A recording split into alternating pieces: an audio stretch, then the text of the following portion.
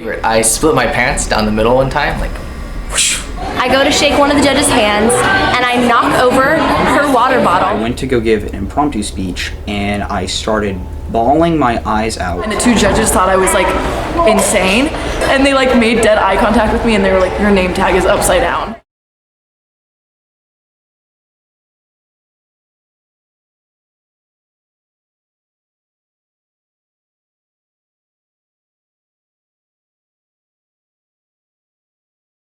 Stoa has given me a foundation of logical thinking. Now that I've learned debate skills and analysis and things like that, you know, I don't take things for granted like I used to. Everything can be questioned, and there's an argument and a counter side that can be put up to every proposal, every policy, every idea. Many ways, but I would say the most, it's increased confidence and just being able to have everyday conversations with people. When I started out, I was one of the kids whose moms forced them to do it. I showed up to a workshop not really wanting to be there, but she made me, and by the end of my first year, I knew I wanted to stick with this. It gave me all that ability to think critically, to write effectively, to speak effectively. It's given me more confidence, specifically in how to talk and how to speak and interact with other people. First of all, I'm a very ideal-based person, and Stoa has really latched onto what it means to be an ideal communicator. I don't want to use that in a cliche sense because it means so much more than just talking well and debating well. It also means listening super well, and it means learning to judge and empathize with other people. It's allowed me to hone the skills. Like, I realize I have them, I realize that I can serve God with them, but the honing of them is something that most people don't really understand. Is you get comfortable with them, you get easy with them, and they become natural to you. Well, for me, one way that it's impacted me is I work in customer service, and it really helps to be able to carry on a full-on conversation and not be scared to talk to adults, children, people my own age, people a little bit older than me. It has given me a real opportunity to learn how to talk and how to speak well. It's helped me to be able to articulate and be able to, it gives you the tools to be able to communicate Christ to others, and I really enjoy that about speech and debate. I really enjoy that about Stoa. Just communication skills, and that idea is really applicable to whatever area you go into, and I especially agree for the kingdom of God because, you know, people need the ability to have communication skills to impact people's lives. So just to glorify God and to increase communication skills. It's honestly gave me the ability to do everything that I love to do. When it comes to things like communicating, reaching others, even being able to do things like prefer Christ in my life, I think that Stoa has given me all the key things I need to do that and do it effectively. Through the areas of apologetics and debate, it's helped me grow closer to the Lord as well. It taught me how to defend my faith on the good and bad days.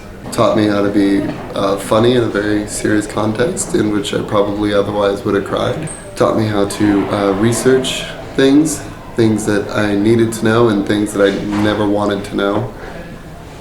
Competing in Stoa has given me a wide range of knowledge, from competing in Step and Parley and debate, and even just giving platform speeches and impromptu speeches. I've known about everything from specific agriculture policies to sports contract negotiations. There's so much that I've learned about while competing and through competing in Stoa. I would have to say the most important thing that Stoa has done for me is it's taught me to not tell people they're wrong and to just not listen to other people's opinions, but in fact to listen to them, to make sure that what they're saying makes sense, and not to just discount people because you disagree with them, to actually hear them out, listen to them, and respond in a respectful way. And Stoa has really taught me to just talk to literally every single person I can that's willing to talk to me and get as many perspectives as possible, to take everything really informed and objectively, and yeah. Stoa has impacted my life because it has shown me what I'm capable of. It's pushed me to get out of my boundaries, and it's also been a way that I've been able to make tons of friendships that I know I'll have for life. Obviously, it brings you to have a lot of good friends in speech and debate. Makes you open up and kind of hang out with a bunch of people. You get to kind of pick your friends and pick the friends that you'd want to have, friends your parents want you to have. So it's kind of nice. It also immersed me in this really tight community that was just extremely helpful to me in general. An amazing community. It really kind of gave me Not necessarily a sense of a high school, because I did go with a kind of Christian homeschool group, but really an amazing community of friends that I think in a lot of ways I've really grown up with and gotten to know, and some of them will be going to college with me, which is like super awesome because I get to continue the friendships that I made because of Stoa. Stoa has shown me that God's love exists, not just factually like apologetics or in Mars Hill, but personally by my relationships with my friends and my Bible readings and the edification that comes from being with believers. I've made a tremendous amount of really great, solid friends here, and yeah, I'm gonna miss it for sure. I was in Stoa when I was 4 years old. My oldest sister joined, and so it's provided for me a amazing group of friends, an amazing community. It's I really don't know where I'd be without Stoa. How would Stoa impact your life? I think Stoa is like the only reason I have friends, because if I wasn't in Stoa, I'd be an antisocial homeschooler, and I wouldn't have met anyone. Josh is basically the only friend at this point, but Stoa's the reason I met him, so that's how it impacted my life. I met Josh, and I have a friend. Yeah, I'd agree. I would say Stoa is really important for any homeschooler, because the classic stereotype of homeschoolers is social experience. So I would agree. Like before I joined Stoa, I kind of had this like preconceived notion that homeschoolers, like all homeschoolers were stuck up and they weren't going to accept me as I was. But when I joined Stoa, I made like some amazing friends that I never thought I would be able to make before. And when I started sharing my personal story, people were so open and so loving, and it just really showed me kind of like what Jesus is, but in other teenagers and other people as well.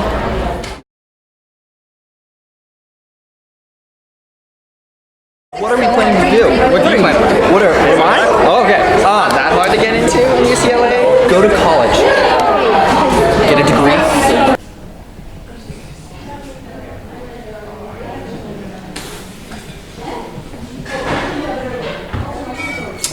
For details, ask me afterwards. So short term, I'm planning on going to a community college and getting an AA and getting my general ed out of the way. I'm still thinking and praying about what I want to do long term, possibly going to ministry, but I won't want to do that just to do it. So I'm still thinking. Thinking of getting maybe into chemistry, starting off at community college and then transferring to a higher college. My plan is to go to community college for a year or two, and then transfer to a more of an elite school, Ivy League, like UCLA or something like that for business, and then continue on from there, possibly into military work. So. My goal is to do journalism with an emphasis in politics and law, and I hope to go to the King's College in New York, and I'm going to be doing a year of community college first. Well, I want to go to Hillsdale College. It's in Michigan. They place a heavy focus on the Constitution, and I want to study politics, history, something along those lines. And then I'd like to get a law degree. I don't know where from, and my long-term eventual plan is to run for U.S. Senate in Texas. I'm planning on actually enrolling here at Dallas Baptist University and going into study there in their politics, philosophy, and economics course. And I'm not certain yet, but I'm thinking about pre-law. I plan to study law, hopefully after college. Hopefully going to college, pursuing a law degree at Baylor potentially, or going to Virginia. Well, I think I'm planning actually to go into law. I'm going to still do speech and debate at Cal State Long Beach, but then I'm going to go into law, hopefully politics, and really wherever. So in the fall, I'll be attending Claremont McKenna College, class of 2023. Claremont McKenna is a little liberal arts school in California that's dedicated to economics and government. They only have like a few majors there. I'm really excited. After that, I don't really know. Maybe law school, but I'm pursuing a path in either law or economics, but not in politics, definitely not in politics. I want to go into finance. Wanted to do that for a long time. Well, after I graduate, I'm actually going to California College of the Arts in San Francisco, and I'm going to be majoring in animation because I love art. But I know that Stoa will come in handy because I'm going to have to do a lot of interviews, and the animating world is like really competitive. So this has really taught me like how to improve my skills and like talking to others and stuff like that. So after I graduate, I am planning on becoming an airline pilot. I've actually been accepted to Central Washington University, waiting to hear back from the aviation program. But at one point or another, I'll get into it and start flying. I'll study medicine at the University of Dallas, pre-med track. Hopefully I'll be a doctor in a long time. I'm going to go to a one-year Bible school up in Colorado. It's called Torchbearers. Specifically, the school is Timberline. It's a integration into society of Colorado, specifically Winter Park. Then we're going to do some missions trips, and after that, getting grounded in the Word and in the Lord before I go off and become a weird adult or whatever. I'm going to go to college, and my top school right now is the University of Wyoming. I'm going to go to school for nursing and music. I work with a game company on music, and I'm going to at some point be presenting the company and the games that we make to a publisher. And I plan on using some of the skills that I've learned from different speeches to help with that presentation. Go to Patrick Henry College in the fall and study strategic intelligence in national security. So I'll take a gap year, and then partly because of Stoa, I want to pursue business and communications in college. I'm planning on going to Concordia University and doing speech and debate for their team. I'm gonna head off to Patrick Henry College. I plan to do some more debates. I like debating and I like speaking. I don't know exactly what the Lord has in store for that, but I do plan to do like moot court, probably some more parley, and we'll see where the Lord leads. After I graduate from high school, I'm going to be attending Patrick Henry College in Virginia and being on the forensics team there, something that I have to credit Stoa for. I'm going to be starting at Biola University with a major in public relations, marketing, and advertising.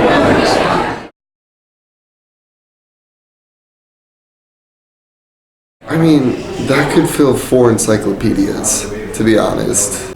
When I had to blow my nose in the middle of someone's speech and it was really loud and gross. When I was 12, I won first place in novice apologetics.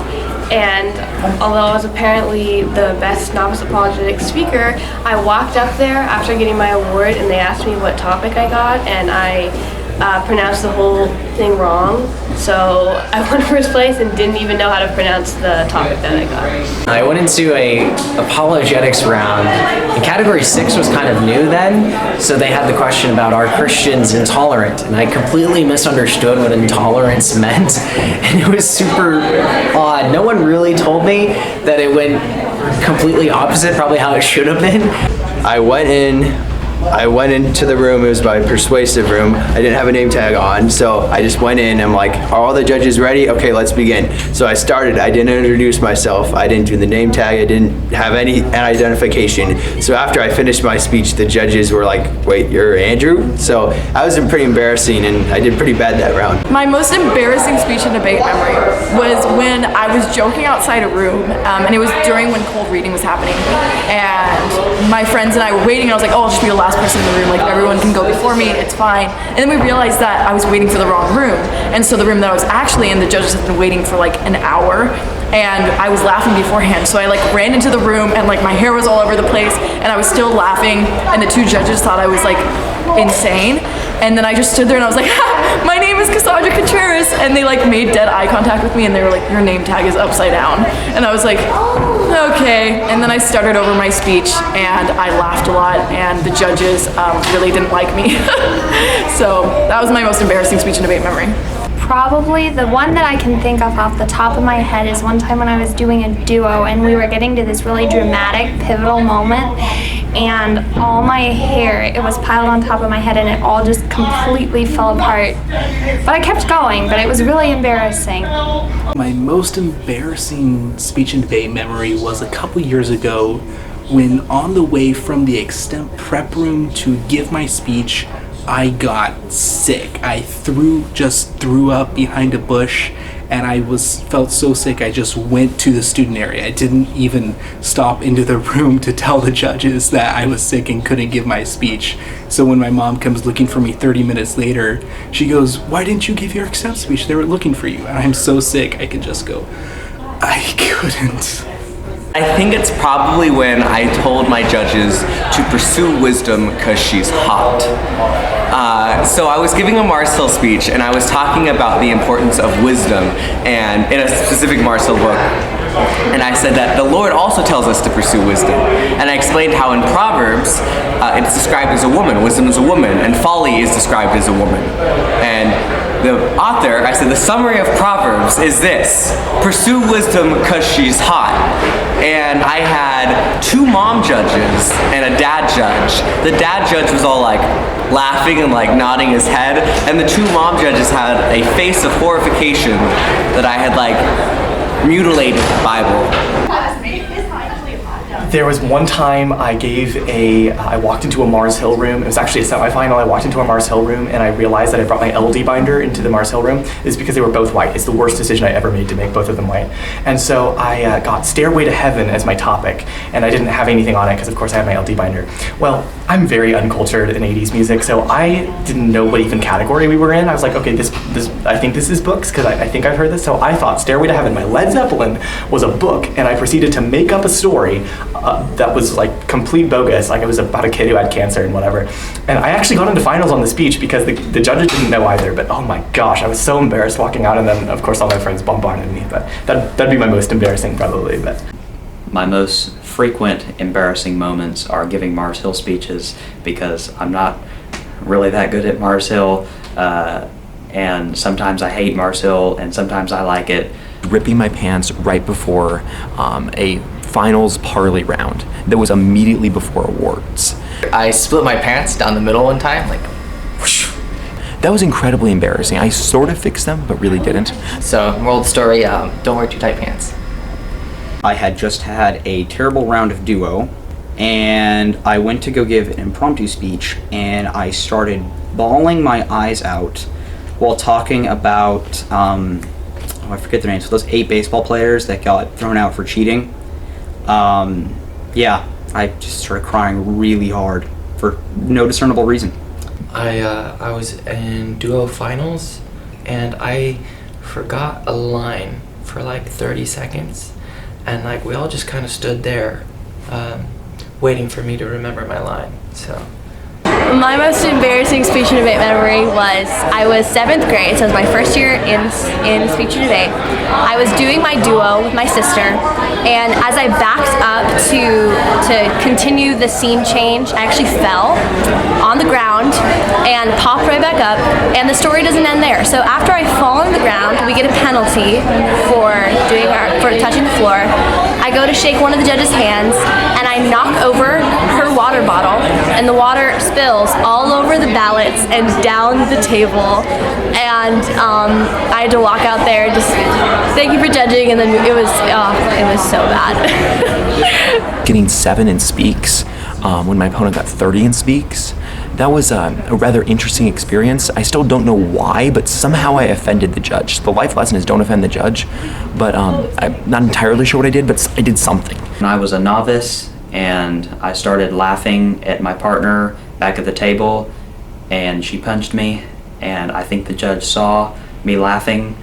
My most embarrassing speech and debate moment was when I had a friend of mine write up a procedural that I myself as a novice didn't understand, and I impacted the whole thing to calling an experienced team out on violating the Stoa rules. The negative team said that our case was illegal in Stoa debate. Right after the judge said their judging philosophy was to make it fun, we come right out of the gate swinging, me and my partner did, with they broke all the Stoa rules, that it was just the most awkward thing ever. Because the negative team was being totally abusive. Especially because the team knew what they were talking about, and we had no clue, and it was just overall, it was really productive for learning, but let's just say it took about a month for my ego to recover. It was probably my first TP round ever. I didn't know any of the debate philosophy or anything like that, and yeah, we got crushed really bad to the point where 2 minutes into the first negative constructive I almost threw up. I was about to I was shaking, and it was not good, but that was my most embarrassing memory. If I had to choose one, there was a debate round where I messed up the mandate like 4 years ago. Okay, this isn't even me, this is like me 4 years ago. Messed up the mandate, gave an 8-minute constructive on the wrong speech. And all this goes to show that life hurts, and sometimes you don't get over it. I think my most embarrassing speech and debate memory, and I have a lot of these, but I think my most embarrassing one was probably my novice year when I was still with Paradigm before I joined Control, and I wrote my own case, and it was Marine Natural Resource year, so I wrote a case about this thing called a Pelamis wave snake, which is basically this like hydrokinetic generator that sits in the ocean, and as the ocean waves move, the generator moves, and thus it generates electricity. However, there were two problems with this. First of all, when I presented it to the club, I was like a really confident 12-year-old, and this was in the age of Paradigm when they had people like Justin Hollowan. So I presented it like it was the greatest thing since sliced bread, and I think at one point I kind of told Justin that his case was not as good as mine. And then through the year, I began to discover that not only was I misspelling Pelamis wave snake as Palarmus wave snack, I also learned that my plan was untopical and proceeded to run it every way. I, as you can imagine, lost every single round. A counterplan was run against us, and my partner told me to say that we could do both and it wasn't mutually exclusive. So I walked up to the podium and I said that we accepted the counterplan and that the affirmative team was now running both plans, and we were super affirmative, and that they were just sad affirmative, and that they should vote for super aff. We ended up winning that one. Tripping over my debate bag and almost falling over and knocking my debate bag down in the process. Oh, by far signing up for NIHD. I signed up for TP without knowing that you needed a teammate for that. And somehow I got through the line, so I ended up trying to run TP on my own in my first year without knowing anything about speech and debate. That was a...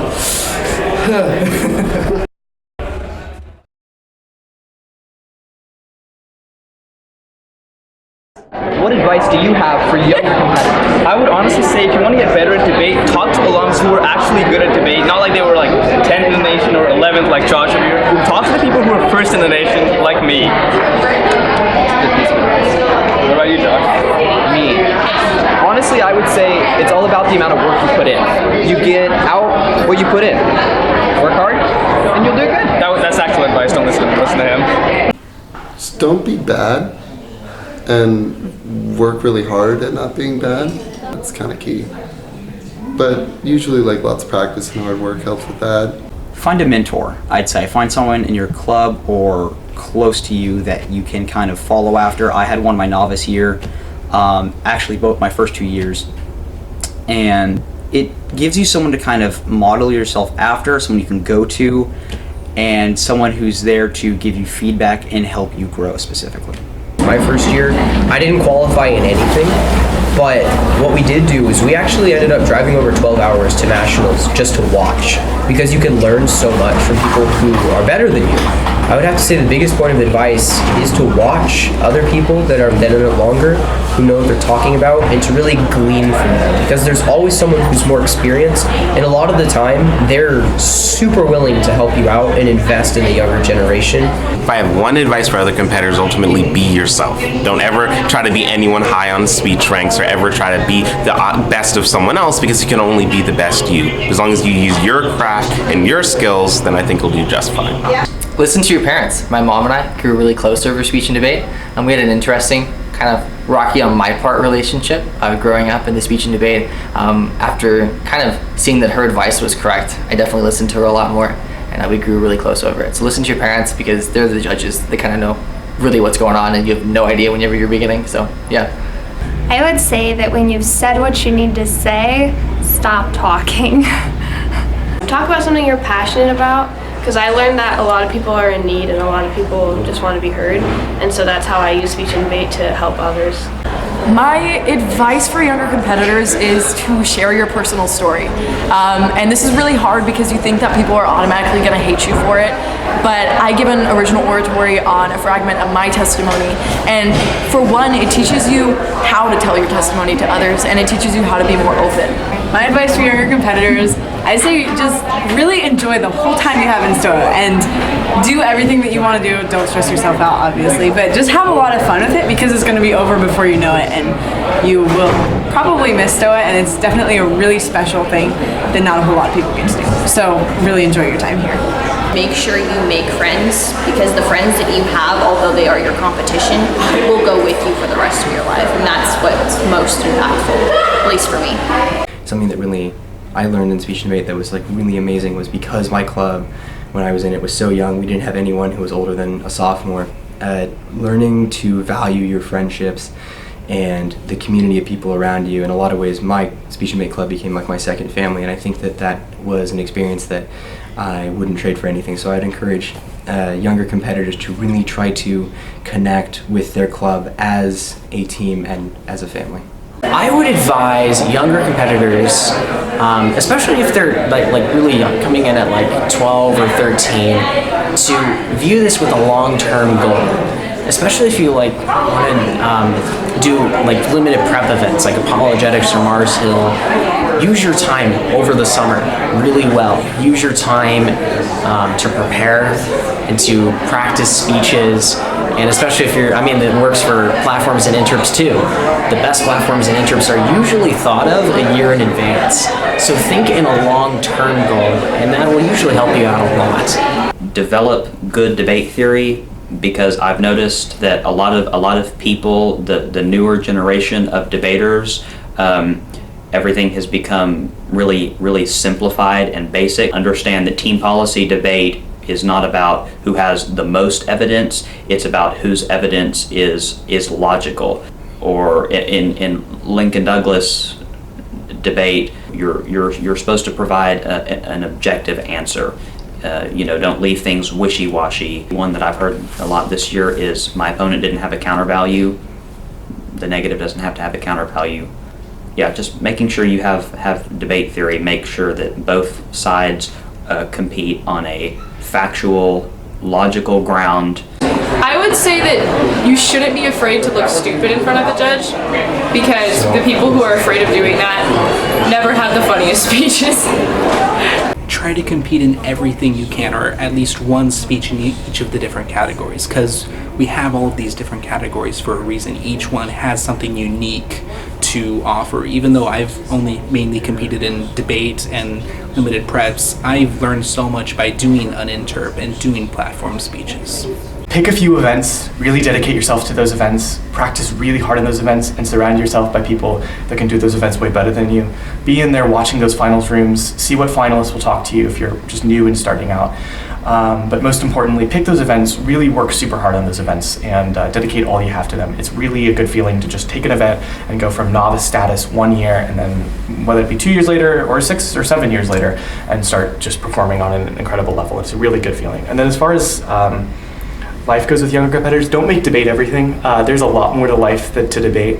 And so if you make debate tournaments your whole entire world, you'll probably miss out a lot on your high school experience. Stick with it. Towards the beginning, I actually, I think in my 3rd year, I was getting ready to quit Extemp. Just because it hadn't been going well for me. Even though I liked it, I didn't feel like there was a lot of potential, but I decided, no, I'm gonna stick with it, I'm gonna keep going. And it's turned out fairly well. Stick with it. Just stick it out, hold the course, and to apply yourself. If you apply yourself and you're diligent with writing your speeches and doing research and debates and really putting the time into it, you'll see a lot of benefits that'll come out of that. I would say not to give up. That's one of the biggest things, is that sometimes it can take a while and it can feel really discouraging not to get that second check mark. My advice is just to take one day at a time when doing speeches and doing interps and Stoa and tournaments in general. I think a lot of times you can get way-sided by just the events and how you're doing every round and if you advanced or not. The best times I've ever done interps or apologetics is when I didn't have a card or I prayed right before the round. So I think that's one thing, is just keeping the perspective of Stoa is to glorify God, and these treasures are not going to matter when you get to heaven. Glorify God. It's a great opportunity to come here, but if it's just about winning, it really doesn't have any meaning. It's really fun to do this, and I definitely enjoy it, but you just have to remember Christ, because otherwise you can win, you can do awesome, but then at the end of the day, it really comes to nothing. So just glorify God and use your talents and abilities to honor Him. Keep it in perspective, because I know a lot of times we focus on winning in speech and debate, which is, I like winning, but it doesn't always happen. It's not the most important thing. Don't solely focus on the results, because the results can distract you from the original purpose, and again, keep it in perspective. You're not here to win. You're here to serve God. You're here to grow your skills. Winning is great and it's fun, but it doesn't really matter. But the whole concept that it doesn't matter because it's just a trophy, I don't necessarily agree with, because that's putting the emphasis on the fact that the trophy doesn't matter, or it's not that great of an award, or if it was a better award, it would somehow matter more. It's that you're here for a different purpose rather than winning. I think that oftentimes gets shrouded in just saying that trophies don't matter. A lot of the time people are worried about who they're going against. Really, at the end of the day, focus on your own speech and execute that to the best of your ability.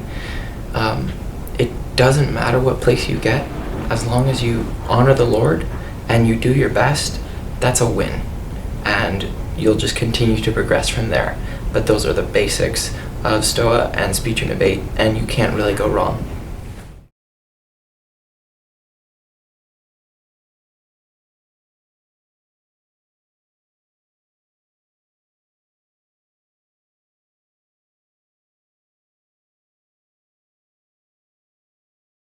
Because of Stoa, I can speak better, I can act better, and I can pretty much function.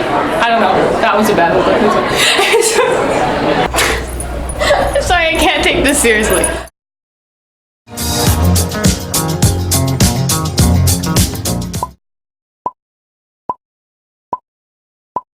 Is one of the more funding in the chain. It's an understanding piece of evidence from this name you pronounce. That's in 2017 that the research and development funding is being wasted. This doesn't apply. Here's why. Actually, I didn't think about this before we started recording. Hold up. Okay, yeah, sure, go ahead. Wait, I didn't think about this right now, like off camera. Wait, Ben. Okay, yeah. Look, a word from our sponsors. Tune in next time to hear what is the best debate camp for you.